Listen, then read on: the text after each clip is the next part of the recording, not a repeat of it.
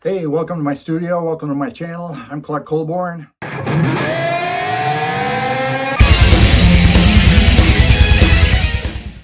This is part 3, I think. This is part 3.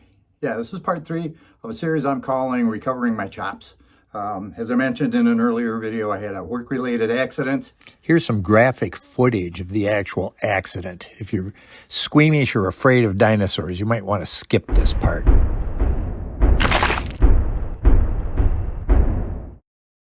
Just kidding, they don't let me wear my hair down at work. Otherwise, it's a fairly accurate representation of what happened. Absolutely destroyed my right ankle, lower part of my right leg, and I was flat on my back for quite a while. Didn't touch a guitar for months.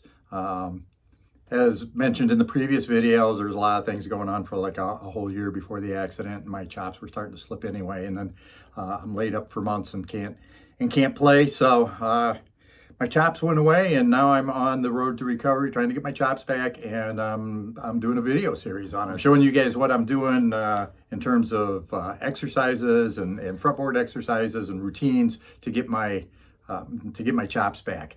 And last video we covered a couple of just finger exercises and a couple of fretboard exercises, and we're going to pick up today where that left off.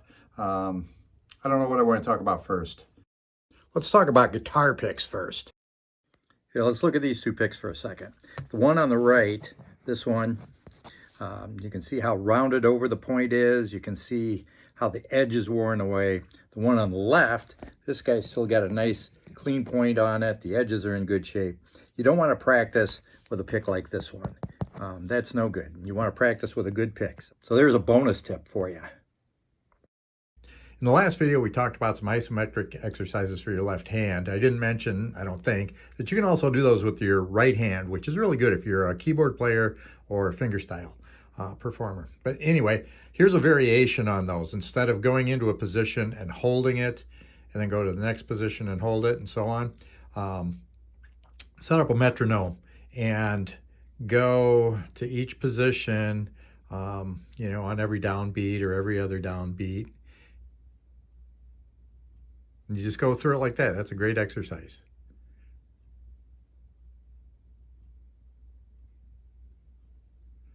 You just do that for a while. Yes, I'm still in my pajamas and my ankle is still in this mutant stormtrooper boot thing. One of the exercises that I'm doing right now is to pick a scale. We'll pick C, for instance, today, and go through all the arpeggios in that scale. And what I'll do is play the arpeggios like this, and then move up through each of the chords in that scale. Now you notice that when I got up to the high notes, I played a hammer-on and a pull-off, right? Instead of, you can do it either way. You can pick it, or you can do a hammer-on and pull-off. I like doing the hammer-on and the pull-off just for the way that it sounds. So going through all the chords in the scale would sound like this.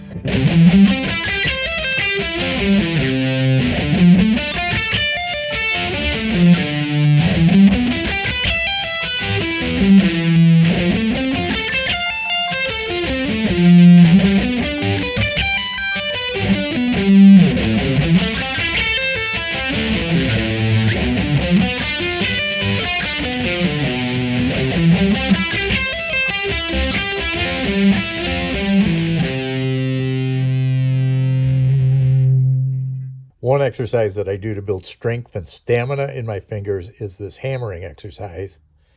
I just pick a note, and then I start hammering, and then I'll change fingers, go to my fourth finger, go to my second finger, and just do that until my fingers are really fatigued.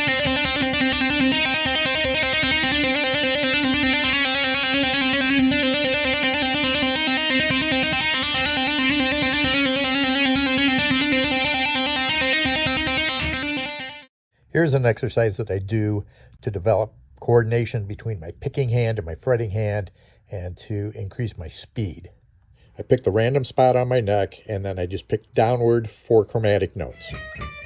Then I repeat that phrase. I just keep repeating it over and over, gradually increasing speed until I start to miss notes. Once I start to miss notes, then I select a slightly slower tempo and use that for my practice tempo. I'll do that for a while on the high E string, then I move down to the B string, G string, work my way all the way down. You need to do this to develop dexterity all the way across the fretboard. Obviously, the heavier strings have a totally different feel than the unwound strings. When I get bored with the repetitive sound, sometimes I move up a fret and then back down a fret. Other times I'll just jump up to an entirely different position.